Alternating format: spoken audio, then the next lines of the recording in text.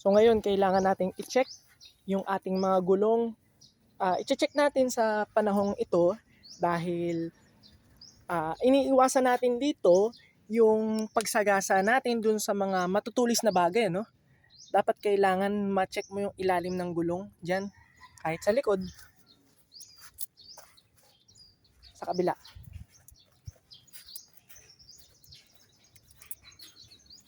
Di naman risky yung pagdadrive natin dito, kaya pag alis natin dito dahil madamo.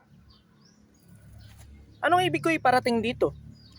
Dapat bago tayo umalis, i-check natin yung ilalim kung may bato, kung may mga matutulis na bagay para hindi tayo magkaroon ng problema bago tayo umalis. Simpleng reminder lang yan pero malaking tulong para hindi tayo maabala.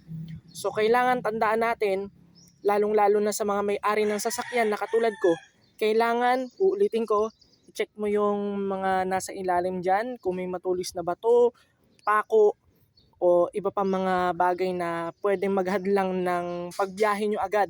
Ano?